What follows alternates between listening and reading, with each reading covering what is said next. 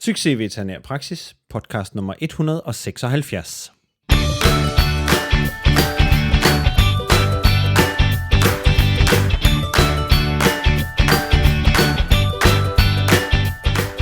Hej, velkommen til dyrlæge Søren Pejstrup. Hvorfor er det, at dyrlæger og sygeplejersker ikke gør, som der bliver sagt? Hvorfor er det, at medarbejderne hele tiden skal vejledes og holdes i ørerne, for at der bliver produceret noget? Og hvorfor er det, at du som ejer af en dyrklinik ikke kan ansætte nogen, og så faktisk forvente at få mindre at lave? De frustrationer og spørgsmål tager vi op i dagens episode, hvor jeg snakker med Newfield, som har gjort det til en karrierevej og hjælpe os med at forstå de her ting.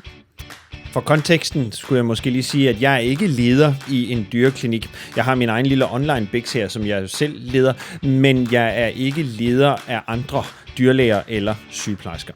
Vil du vide mere om det her med at starte en dyrklinik, lede en dyrklinik og have et godt arbejdsliv som manager eller leder sådan et sted, så er der rigtig mange andre gode podcasts, du kan lytte til og blive klog af. Og det hele det er samlet i en artikel over på hjemmesiden. Hvis du kigger i topmenuen, så er der noget der hedder Brush Up eller Start her. Og der finder du listen over de her samleartikler, der samler enkelte emner. Og i det er der nemlig sådan en, der handler om management og ledelse af en dyreklinik. Links og noter finder du til dagens afsnit, også på hjemmesiden på SIVP.dk/176. Og så over til interviewet med Amy. Hi Amy and welcome to the podcast. Thank you so much for having me. It's an honor. So I've been following your podcast and your websites on and off for a while, and you had a post the other day or an episode the other day about teams and becoming a manager, and you also have a book about that. So I reached out to hopefully to get you on here because you're very knowledgeable about this topic, and there's a lot of my audience that work in smaller clinics. And some of them are also the managers. So this is very relevant to us. And I know you have some good things that we can learn. So I'm very grateful that you will spend time with us here.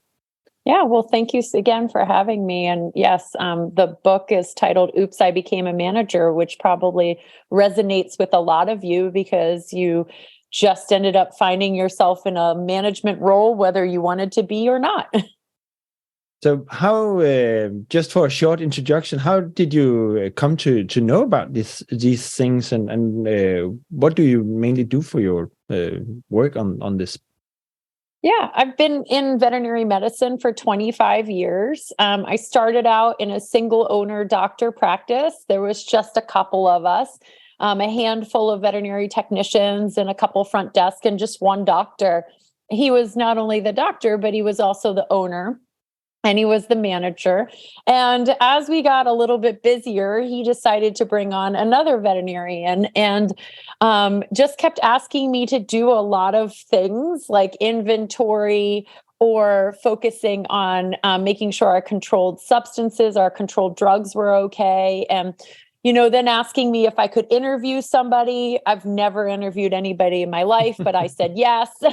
So, I just fell into a leadership role and eventually got a title as, the manager of this hospital, but I didn't know what I was doing and there wasn't any resources. And then as I went into emergency medicine, I found myself, getting into another leadership role and not really knowing what I was doing. I went on to get a master's in management and leadership. And so it's a master's degree that's focused on the people and the culture and how to lead organizations along with organizational structure. And I really thought I needed to put pen to paper. I made a lot of leadership mistakes. And so I always knew there was probably going to be two books because I knew I wasn't going to fit everything in the first book. And so the first book, Oops, I Became a Manager, lays the foundation for pretty much any size hospital. Just some good tidbits and tips of how to think about structuring your own hospital, how to, pay people fairly, things like that. And then the second book is, Oops, My Team is Toxic. When you start having cranky employees, and even if you only have one or two employees, sometimes working just with a small group of people can be challenging, because it really is about defining your communication style and learning to coach people and really helping to have them be the best version of themselves. And that can be really tricky, especially if you're the owner and the manager of a small hospital. And so providing a lot of tips and tricks for people. It's pretty practical. There's a lot of stories about how I messed up, so people find that humorous. So there's actually quite a lot of things there I like to dive into or unpack, and maybe the failures is a good place to start. So I think your starting point is actually also where I want to start this conversation, because there is a lot of single manager, single owner, single veterinarian owner clinics, and I know because I've talked to some of them that some of the vets are starting these clinics to get some more free time and have a wish of being more in control of their own day, but they actually end up working more than they were used to and having quite a lot of more tasks than they imagined they would have.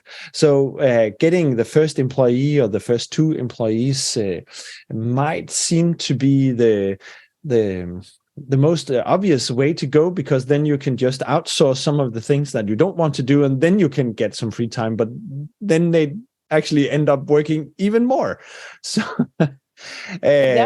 that's going to be my next question, is that why these employees actually need to be managed. Why can't they manage themselves? But that's a great question. If you or maybe we should start there, actually, because if you get an employee, it's because you want more work done, or you maybe want to take some of the work off your own plate, right? Yeah. But then you get the added task of actually have to doing managing work. So how do you get around that one? It is definitely difficult, especially if you're growing your business, or if you find yourself like really busy and you need help. You bring on people to either alleviate the help or to grow your business and be able to, add customers or clients into your hospital. And it can get really tricky. I think it seems great in theory that owning your own business would allow you to have your own hours and make your own time. But I have every business owner that I have consulted with or, have talked to your point, you end up working even more. I think because you're so invested in your hospital, and in order to make it successful, especially early on, you really do need to put in a lot of time. So that's a misconception I think that a lot of people have, is that you're going to have all this free time, and that's not how it works. And so my best suggestion for everybody is realize this: if you are a veterinarian, you're going to already be a great veterinarian, but what you don't have is management, leadership, and business experience. And so the more you can educate yourself on that, the better you're going to be. I find there's a lot of great veterinarians who open a hospital, but they have not done any research, zero research. They're just great doctors. So they'll talk to a friend and then open a hospital. And that ends up just being a disaster. And I think just looking at my own trajectory of my own career, I was not a very good manager. I was okay. People said I was good, but in looking back at my own resume, when I went on and got a master's degree and educated myself more on leadership skills, I became better at it. And so it's very much, as a business owner, it's your job to educate yourself on the things that you are not comfortable with, which is finances.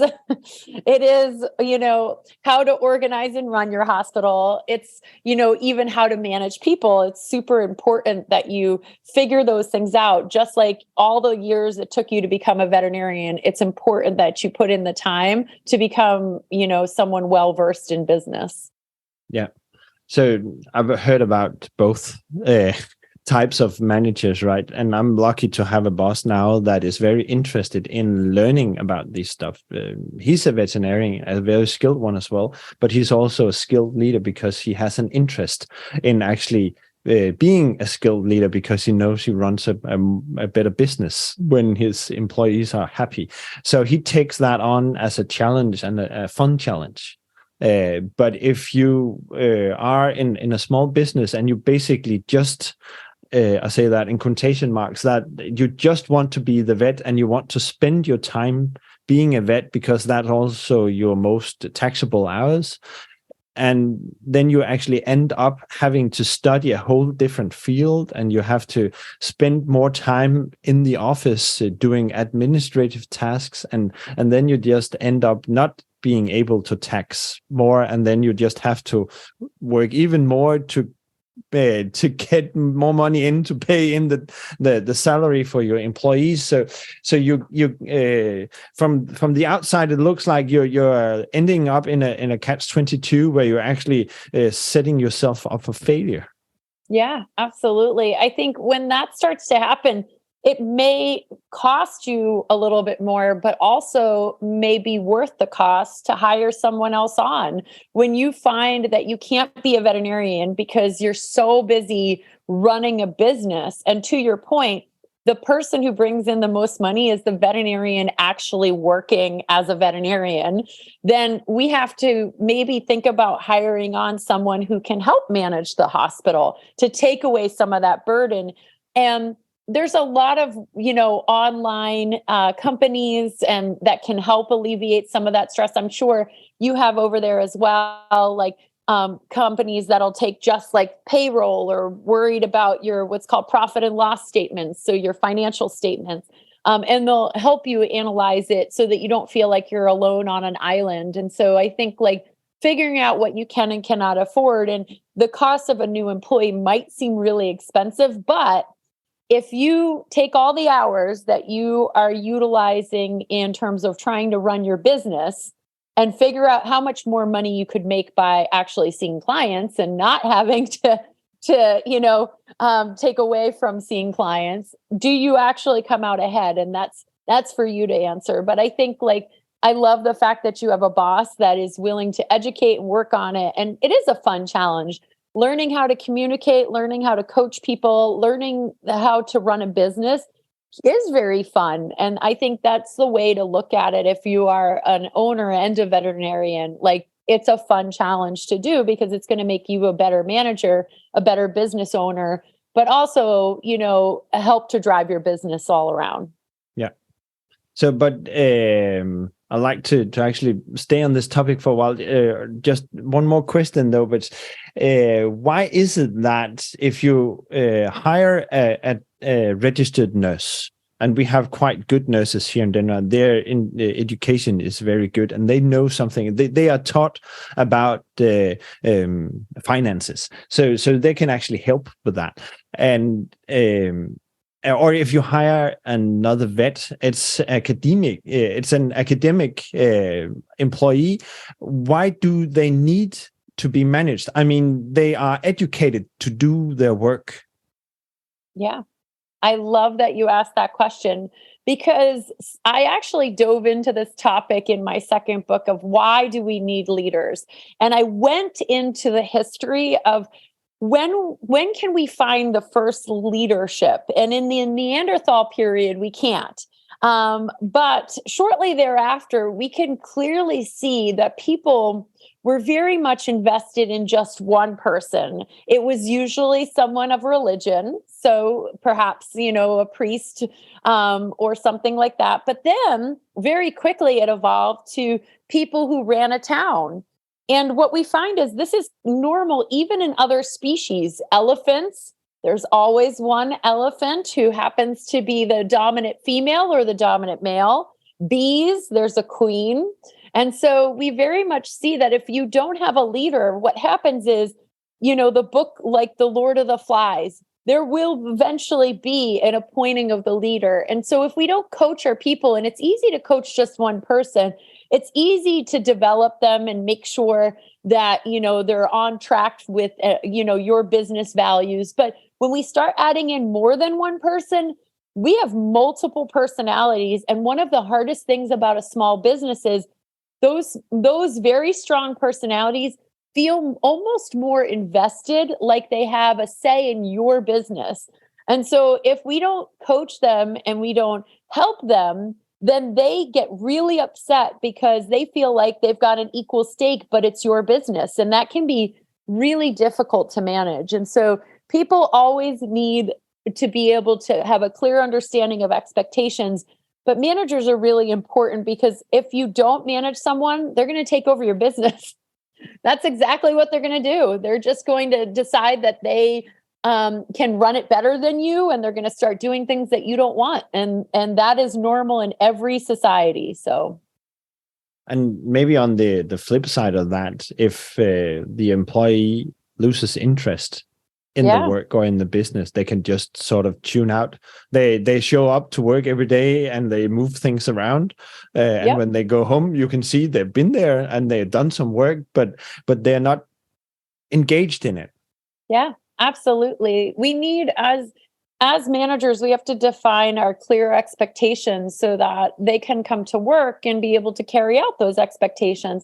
And it's important, even if you only have one or two employees, to have job descriptions so that when an employee steps outside that job description or potentially adds to that job description, we can have that conversation to say, hey, that's not actually part of your job description, or I see you've taken on a lot of responsibility. Let's talk about, more money or what that looks like. And so I think it is really important that we know that our job is to help coach people to whatever our values and our goals are for our own business. And if we don't do that, then they don't know or have an expectation of what to do, and they'll just do whatever they think is right. And that might not work for you. So, absolutely.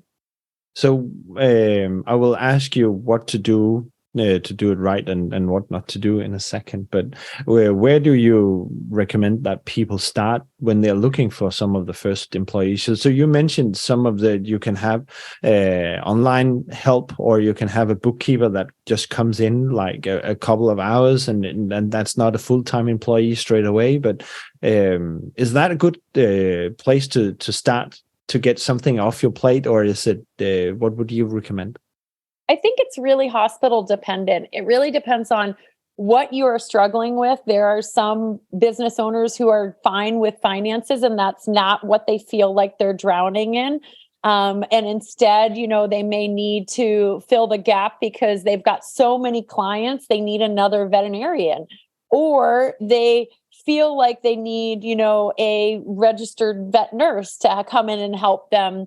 And utilizing a vet nurse is great because being able to utilize them to the fullest means more revenue for your business, because hopefully you just go in, talk to the client quickly, and your vet nurse can do everything else for you, kind of like human medicine, which is really the way we should be thinking on utilizing them. So I think it's dependent on what you're struggling with and really where you want to grow your business. And one of the other recommendations I would say is write down a business plan. There are almost no business veterinary owners that actually write down their goals, what they want to see for the future. All of these things are really important so that we can figure out plans to get us to our goals, but also to hold ourselves accountable. If all we say is, I just want to grow the business, what does that mean? What percentage and how am I getting there? So I think it's important to figure out, what am I struggling with and what do I need that's going to help grow this business to the degree I want to grow it?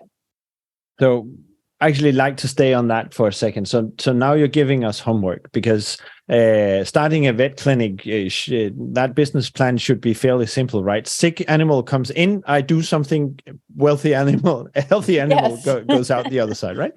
Yep. Or intact male cat comes in, neutered male cat goes out. Yes. Isn't that's a business plan, isn't it?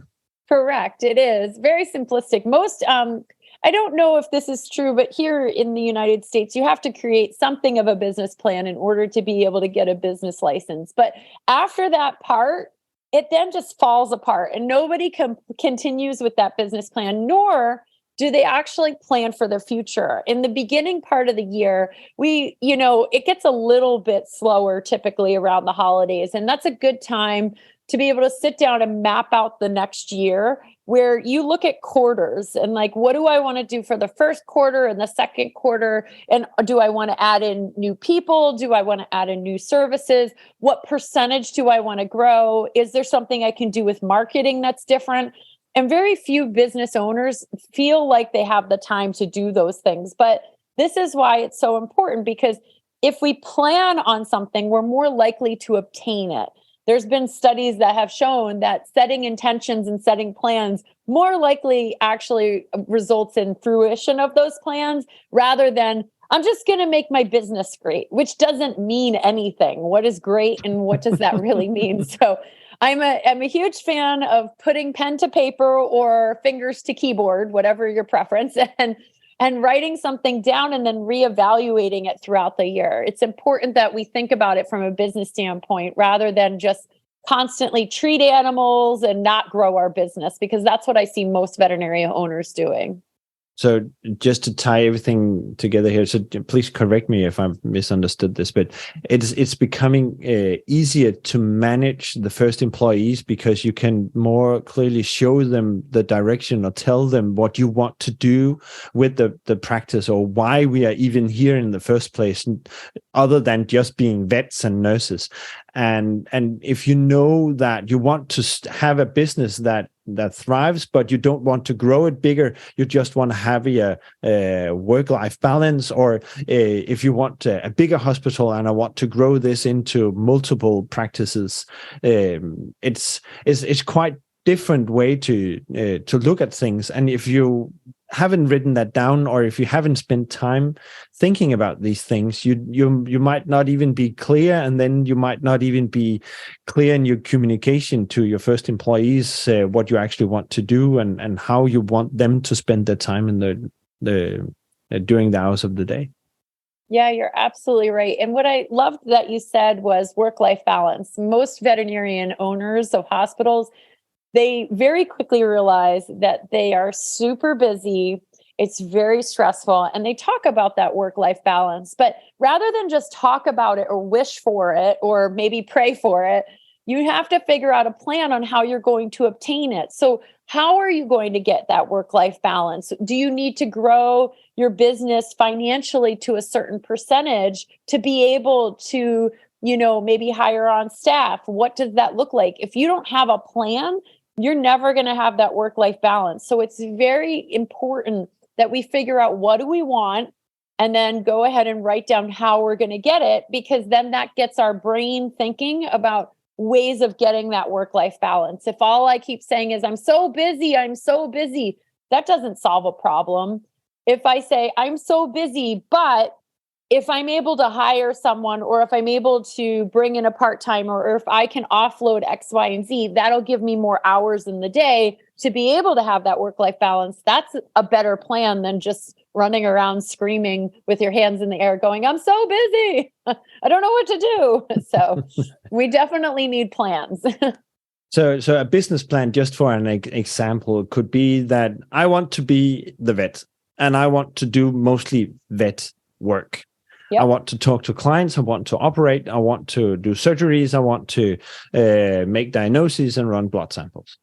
And then make a plan to get everything else off my plate. So I make a plan to get a nurse to take over maybe the shopping area where we sell food, and maybe educating herself on what we should have home, and I shouldn't be worried with that, and she can answer the phone. And I make a plan on how to hire a bookkeeper, and then write everything down. So I'm pretty much sure that I have all the areas I don't want to spend my time on covered. Yeah, absolutely. And to your point, then being able to then figure out how you can afford that, veterinary nurse or, the bookkeeper is also a part of that plan. But when they come in, when you do hire someone, then it's important to train them and coach them so that you can step away. So there's going to be a little crossover where you say, this is how I like things done. And that person hopefully is going to continue to carry it out. But even if you have one employee, it's so important you continue to truly manage that person by giving them feedback. We all like feedback. We all want to know, are we doing a good job or a bad job?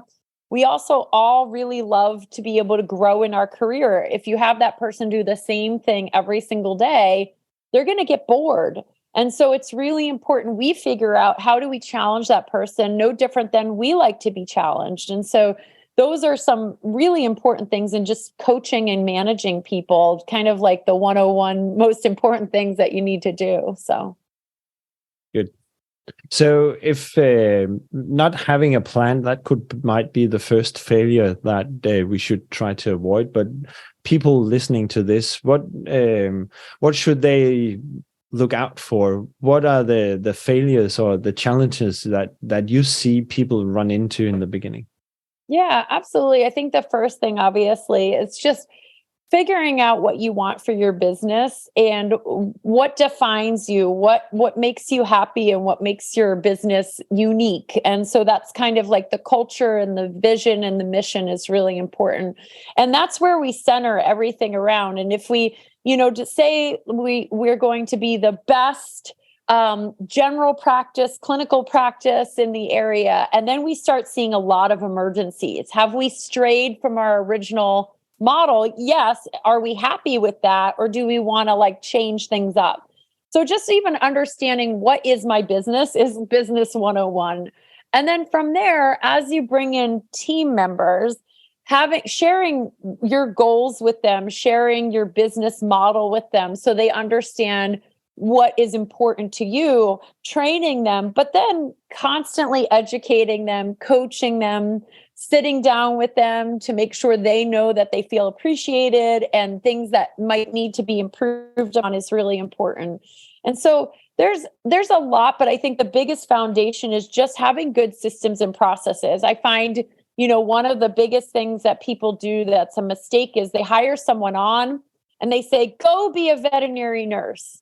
There's a lot being a veterinary nurse. Oh, yeah. What does that mean? What does that mean? What level of vet nurse you want? So having a job description is probably one of the most basic things, but it's so important because, again, it holds the employee accountable, but it also holds you accountable to the employee. Because that's how I oopsed my way into my first leadership role. Is I had a job description, which was fine, but I kept saying yes, yes, yes. I, at some point, was no longer in that job description. And now I realize, if you deviate from the job description, you have to have a conversation that I'm not doing the same job. So we need to talk about that, which is really important. So, yeah. Actually, for this online stuff I'm doing here, I have a veterinary student that helps me. And this is completely, it's not the same as being a vet nurse, but I actually recorded our first onboarding meeting where I showed her what some of the tasks I wanted to do, and I sent her bullet points. And from there, actually, I asked her to write her own job description.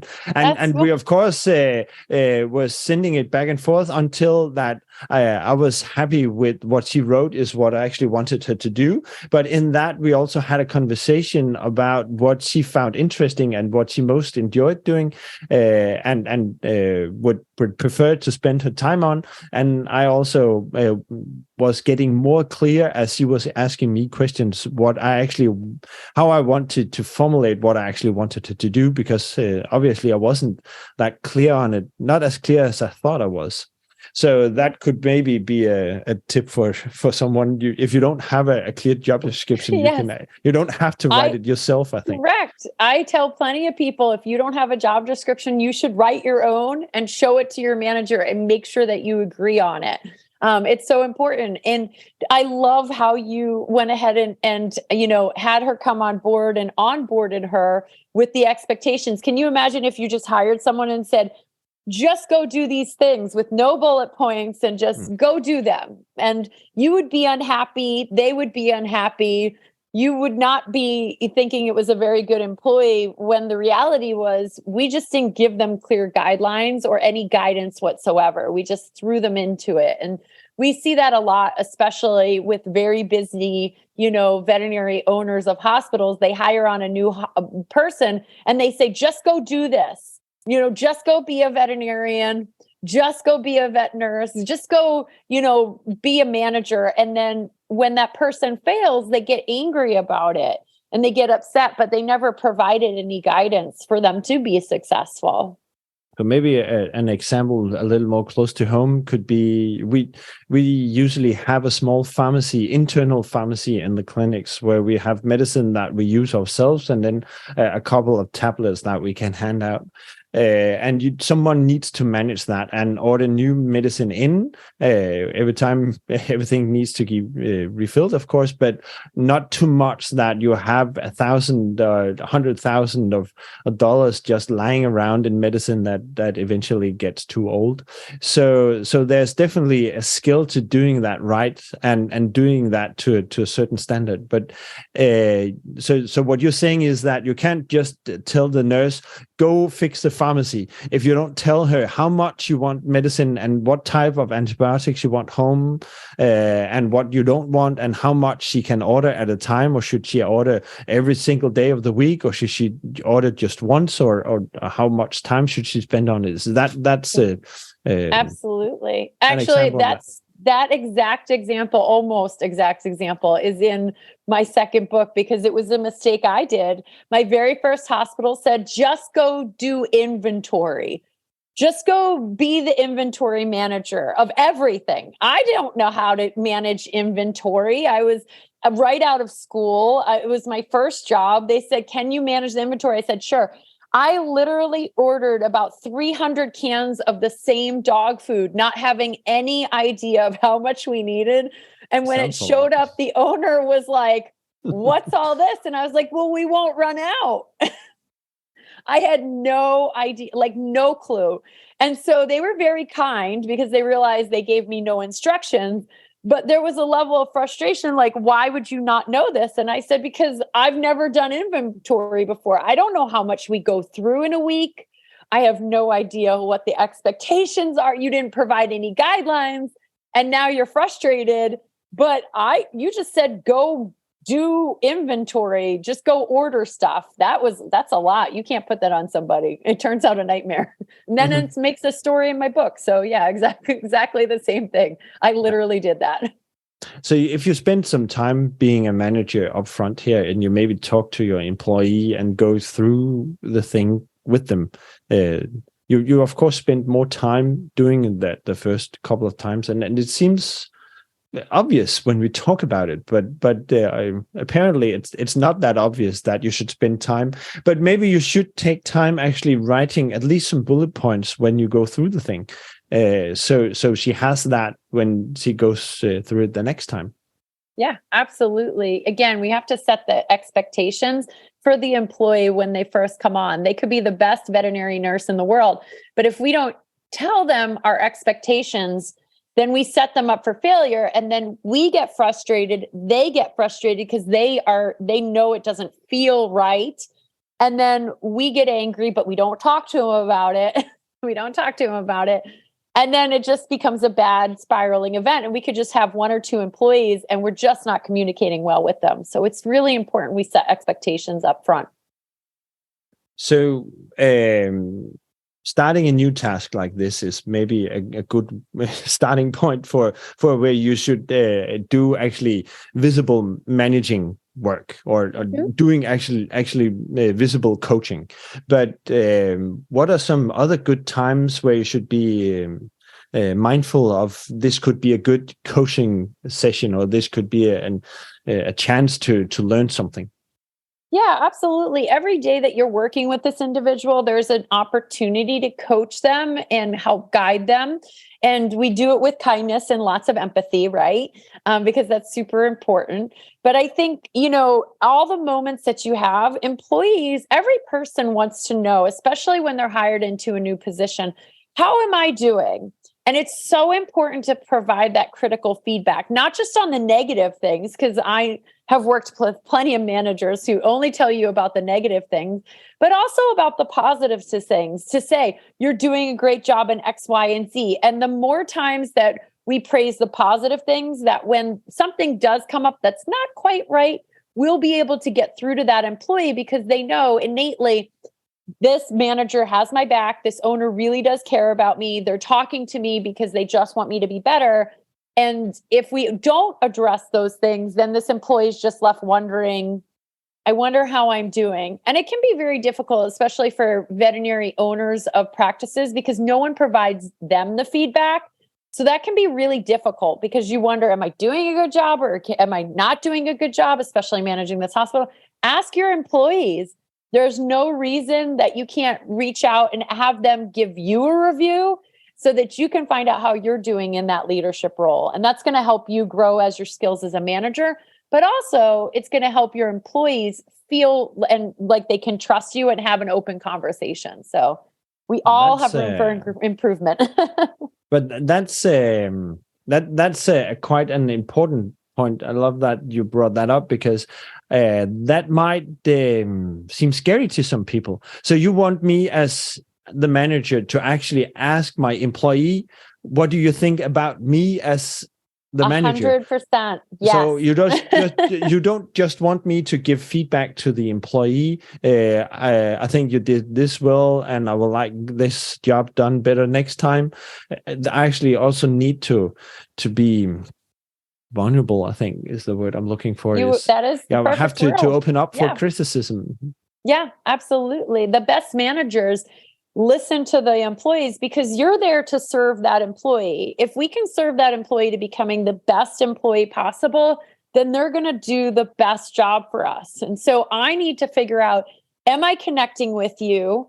Are you understanding everything that's expected of you? And how do you feel about me? Because if you feel that I'm being a good manager, then you're more likely to perform better. If I don't connect with you and I just constantly tell you what to do, then that's kind of a one-sided conversation. I want to know, am I being the best manager for you, or is there something I can do differently? I had a manager say to me, Amy, it's almost like I have to change the way that I communicate for every single employee on my team. And the answer to that is yes, you do. You have to change the way that you communicate to every single person on the team. And it's important because it, one, allows you to gain trust of that employee, but also so that we can get through when things get really tough. We can get through to them. We can explain things. They're more willing to get that feedback. If we don't change the way that we communicate and we're just like, well, this is who I am, this is how I communicate, you're going to fail as a leader. It's so important that you change and morph your communication style for every single employee. And we do this normally because the same person said to me, well, that's not fair. And I said, but you do it normally anyway. The way that you talk to your parents is very different than your best friend, which is very different than someone that you have no idea who they are and that you meet on the street. It's very different than if you went to a business meeting. So we're constantly changing how we communicate. We have to do that for our employees as well. But some of the more skilled nurses I know, and also skilled veterinarians, do that in their job. Because they talk to owners. And we see quite a lot of different owners. Some more capable than others. And I try to change my language to meet that owner where I expect them to be at. Should I use if I have a human nurse or a doctor, a human doctor in, I can speak Latin, right? And I can use and they would prefer me to use the not the trade names but the content. Drugs in the and they're asking me, they don't want an explanation of what inflammatory means because they already know. So so that's so most of us do that anyway, I would say. Absolutely. But it's interesting because when it comes to people on our team or our employees, we forget how to do that and we treat everybody the same. And we just think they need to understand how I communicate, and we become less flexible in that, which is really interesting. If you can connect with every single person on your team, then you can coach every person on your team and you can help guide them to be becoming better performing. And so we have to remember that the way we connect with people is through communication. even though we love animals probably better than people. That's why we went into this profession.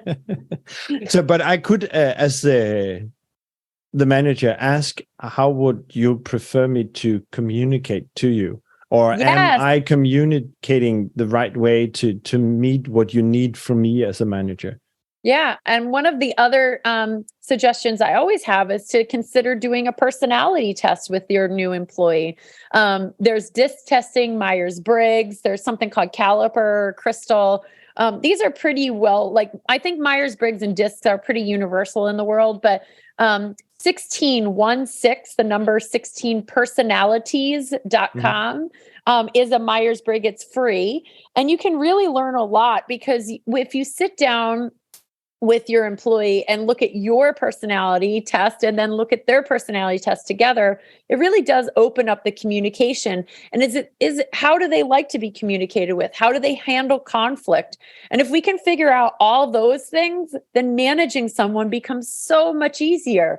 If we're just left guessing how they like to be communicated to and wondering whether or not I'm doing a good job as a boss to them, then we really have no idea how we're doing.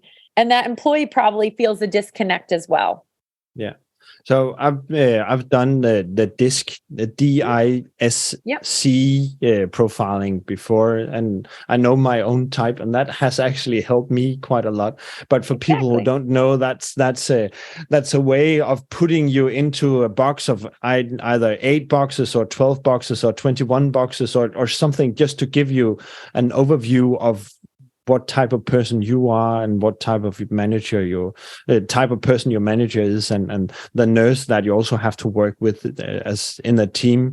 So they actually, for as an example, I'm the D type in the DISC, and D stands for dominant. So I want to make decisions, and I expect one of the nurses on the team where I work. She's I don't think she has a profile done, but I'm guessing that she has that as well. And having 2 Ds on the same team can be a challenge, because they want to both make decisions.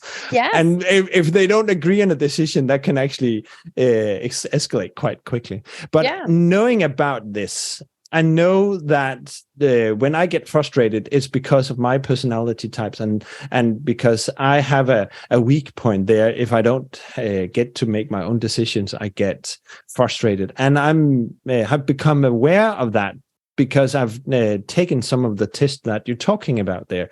And even though I am not really the manager, I'm not at all the manager where I work.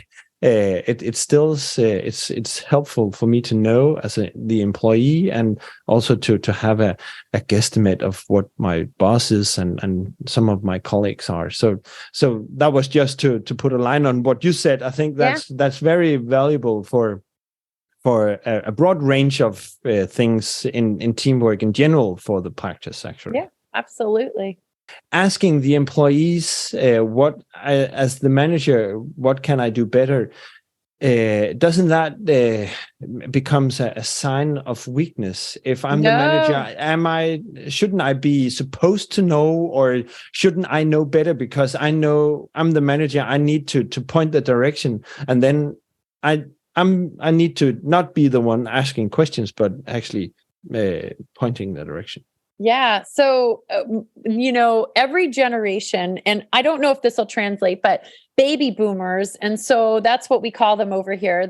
We call them as well. Okay, great. Fantastic. So baby boomers are the generational exceptions to this, but baby boomers were basically managed by a lot of people who came out of World War II, and they were very much told what to do, and this is how you do it. And baby boomers were used to that leadership style because that's how their bosses acted. Once we got into Gen X, and so Gen X is after baby boomers, that would be me. I'm a Gen X person. We wanted to have our opinions heard. We wanted very much, the whole X part was you're completely, a free spirit, and you're never going to amount to anything. So we don't know what to call you. So we're just going to call you Gen X because we don't know what else to call you. But what they found was we like our opinion heard. And every generation after a Gen X definitely wants their opinion heard. This younger generation, Gen Zs, that are coming in, the young 20-something-year-old right now, they want to have their opinion. They want the manager to listen to their opinion. And if you don't listen to them, they're going to go find a workplace where they feel valued. So listening to your employee's opinion doesn't mean you have to actually do everything they say, but it says, I care about you and I want to hear what you have to say. I want to hear about what you think about me as my management style. What do you think about this new project? What do you think about this new plan? And I promise you, the more input you get from your employees, they may come up with ideas you never thought of, but two, they're going to appreciate you as a manager. Simply being told what to do and expecting employees to do it, that's a really old school way of leadership. It's now, I don't know if this will work, make sense, but servant leadership is very much the thing where we're serving our people. I'm here to serve them. I'm here to help them. I want them to be the best version of themselves because then that's going to do well by my business. And so how can I serve you and how can I help you become the best? And that's a completely different way of looking at it as a leadership rather than I'm the boss and you're supposed to do what I tell you to do. That's a terrible way. But what if this employee comes up with an idea or ask for or have an opinion that I don't, as a manager, like or is not in my business plan for where I want the business to go? Yeah, you're allowed to disagree, but that comes with understanding how to communicate, right? That's constructive criticism, not destructive, where if we know how to have polite, kind, and honest conversations, we can say, that's an interesting idea. Here's why I don't think it's going to work. And that employee might say, but I think it's going to work. And then you can simply say, well, I think I'd like to try it this way. And if it doesn't work the way that I think, maybe we'll try your way, but I think that this is the way it's going to be. All business owners, all managers kind of have the final say on things. But the way that we present it to our employees is I've heard you, I've listened to you, I've given you a reason why we don't want to do it that way. And this is the way we're going to do it. Now, if that employee struggles with doing it the way you want to do it, then that's where those coaching conversations come into play and understanding why they don't want to do it the way you want to do it. So, you notice they're doing something completely different. You say, hey, remember how we had this conversation? This is the way we decided. And they say, well, yeah, I didn't like that. So I'm going to go do it the way I think so. That's when you have to say, yeah, but this is my hospital. And I would love if you could go ahead and just try it the way that I wanted it to go. Can you give that a try for me? And if they say no one more time, then say, what is the pushback? How about you put yourself in my shoes? If you own this practice and you had an employee constantly saying no, how would you deal with that? Sometimes asking them how they would manage the crisis is always interesting. I'm sure they would say, ooh, you're right. That probably is hard. And some employees are going to get on board with your plan, and other employees, you know what? If we keep coaching them and it's not working out, then we go find an employee that is aligned with our values and our mission and the way we want to run our business. So I have an example I'd like to try on you, because I've talked to a manager that actually had that exact challenge there. Because when we send out reminders on email for when it's time for a booster shot, and when they don't call back and leave an appointment, that manager wanted one of her employees to call people up and ask, have you changed that? Have we done something wrong? Didn't you get the email? Just make a follow-up phone call just to make sure that they didn't lose anybody. Yeah. And for a while, for quite a long while, a couple of years actually, she thought that was being done because she said that it was done. But when she finally did some digging, she found out that the phone calls were actually never made. And she estimated that she could have maybe lost about 300 to 400 clients on that. because that people just forget, or 2 years later they come to think of, oh well, there's something about booster shots, and they just call the vet that is closest by, and not usually the vet that she wanted them to call, of course. So, but and then she talked to her employee.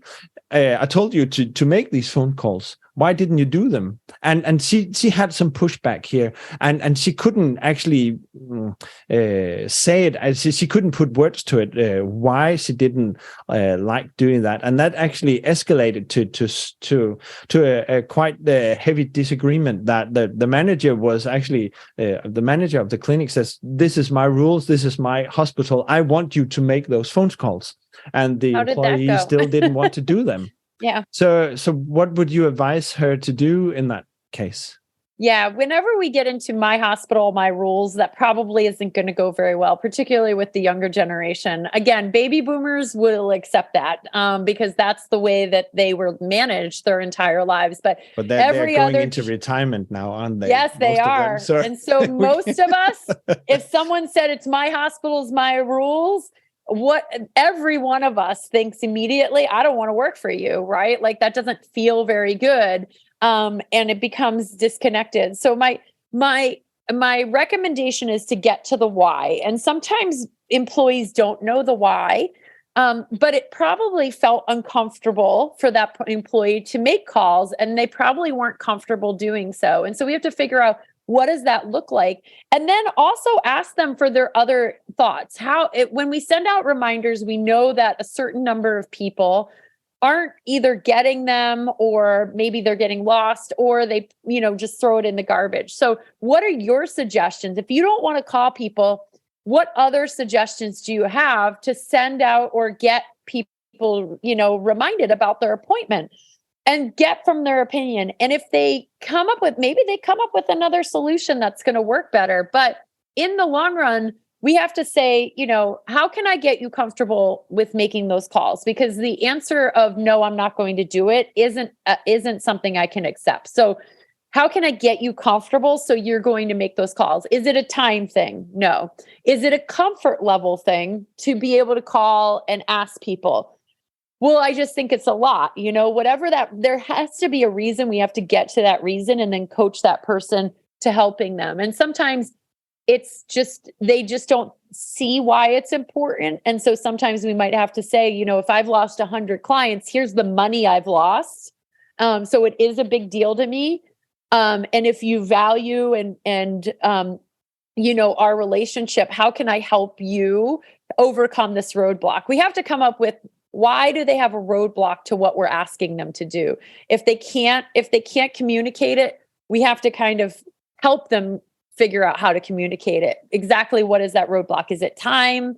Is it training? Is it communication skills? What does that look like, right? And so I think that's the biggest thing. And then if they really, really don't want to, we have to decide if this employee is worth it, right? Like, they might have been there forever, but to the point that if it took this kind of long to figure out that this was an issue, how much time are we doing coaching this individual? Have we taken the time to truly get to know them?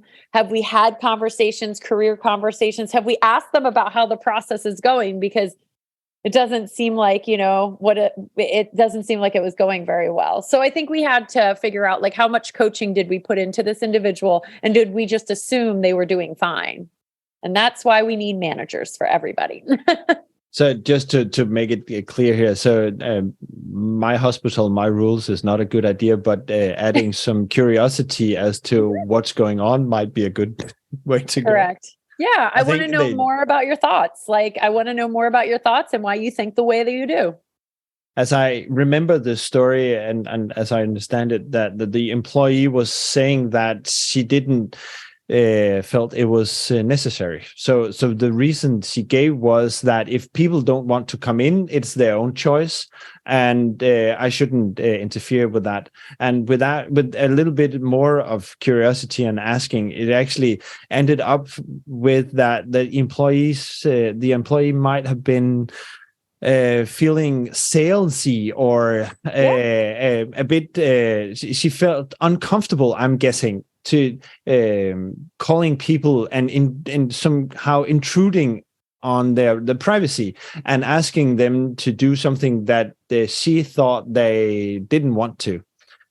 So she was too much out of her comfort zone. Yeah, absolutely. To do that. And we have to figure out, even if they won't give us the information, we have to figure out how to get the information from this employee, right? Because there is a reason. So we have to start figuring out what that looks like. And coming from a place of being polite and kind is always important to say, I want to help you. This is an expectation. So talk to me about why you don't like it. Like, I want to know from you. But in the end, if the answer is no, and we say you have to, then we need to figure out, is this the right employee for us? Because it might not be. Or maybe you can change people up a bit. For you might have, if you're lucky enough to have 2 nurses or a receptionist and a nurse, you could maybe free up one if they can swap places 2 hours in the afternoon, and one employee is more happy doing that, and the other employee is taking over some of the other tasks. So could maybe be other ways to go about it. Yeah, absolutely. So, Amy, I'd like also to talk about your books. What can if people are, I'm looking at your books, right, and you have almost 400 positive reviews, almost a perfect 5-star rating on Amazon. So people are really enjoying your writing. But for people listening, what could they get out of maybe getting a copy of your book and reading it? We talked quite a lot of the things there, I know, inside, but can you give us maybe an overview? Yeah, absolutely. I've been very flattered at the response. So the first book was published in September of 2020. It lays the foundation for kind of the things that you basically need, job descriptions and expectations for employees, how to pay people fairly, thinking about ways of organizing your own hospital. So there's a lot of information in there, and also just some really good tidbits of how to create a positive culture and kind of some take-home messages. So that's kind of the first book, and you can find both of them on Amazon. And then the second book has been doing equally well. I'm shocked, but it only got released in October of 2022. So it's brand new. It's been around for 7 months now. Again, very good reviews. Doesn't have almost 400, but it's also a baby book. So I think there's like 25 reviews or something like that, but getting very good reviews. And that's focused on really, how do we keep our culture? And yes, it's kind of a negative title. Somebody pointed out, like, oops, my team is toxic, but making sure we don't get into that toxicity, making sure how to coach people, how to have communication. I think there's 2 chapters on communication and really developing out the coaching of individuals. And so they're both very different. One lays the foundation for just a healthy, happy team. And the second one really dives into coaching and developing the individuals on your team. And of course, I make sure that there's links for these in the show notes for today as well. But you have a website as well where you have some training as well, right? Yes, I do. I just launched, because I'm not busy enough. I just launched my own. Okay, I know. I know. I just decided to launch my own online continuing education platform. And the coolest thing about it is everyone's welcome to learn. In fact, there's actually a good number of veterinarians that have subscribed to the site. But the only people who are educating are veterinary nurses and veterinary technicians. And so doctors, you can come learn from us. And right now there's largely medical on there. There's a heavy amount of emergency stuff. So if you want a refresher on CPR, basic and advanced life support, there's a lot of great videos of breaks it down how to do it. And then honestly, we're going to add in some leadership and team development stuff later on this year. But medical is definitely more of an interest. So to launch the site, we've got a lot of medical stuff. And it is the greatest compliment when I have a veterinarian that subscribes to the website. But this is what I always tell people. Technicians and nurses are great at educating people because we have to educate all levels of people, from your highest skilled person to your brand new, I have no idea what I'm doing and I've never handled animals before. And so we are great educators. So come check out the website. And I would recommend people doing that. That's right up my alley because I have online education on my website as well. So if people can subscribe to both places, obviously that would be nice. Yes, but I would love to have some nurses go your direction. And I always tell the nurses I'm working with that the more they know and the more they can do, the less I have to do. So that's absolutely education for you right there. Yeah. So thank you very much, Amy. It's been a blast talking to you. We are almost on an hour now. So, and I think we could talk way more on this. So I might need to have you back sometime in the future. It's been very wonderful to have you. Thank you. Thank you so much. It's been wonderful being here, and it's an honor to be part of this. So thank you for thinking of me.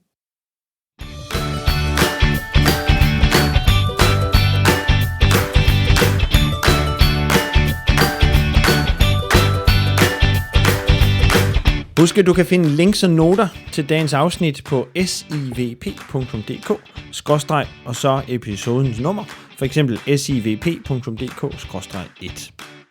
Og føler du et behov for at udvide dine faglige færdigheder, uden at skulle tage en hel dag væk fra familien og fra klinikken, så har jeg nogle online kurser til dig. Du har måske hørt mig sige det før, men du kan få en hel måneds gratis adgang. Og det kan du få med en speciel kode, som jeg ikke deler noget andet sted end her i podcasten. Og det er fordi, at dig, der lytter til podcast, du er noget helt særligt. På SIVP.dk/XYZ får du 4 ugers gratis adgang til kurserne og protokollerne på hjemmesiden.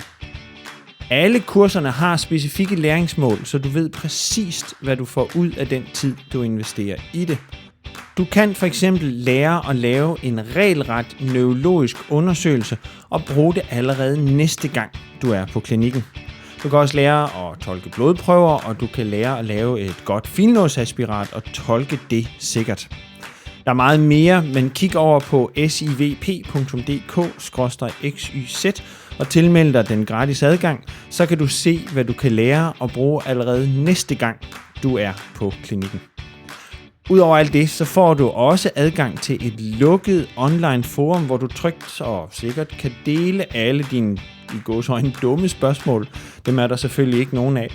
Men vi er sammen om at lære. Du skal ikke lære alene. Vi er sammen om at blive bedre. Og så ved jeg godt, at der er nogen, der er bekymret for at tilmelde sig et medlemskab. De er måske bange for ikke at få det brugt. Og jeg ved godt, at du som lytter til det her, jo går op i din faglige udvikling, for ellers havde du jo ikke lyttet til podcast.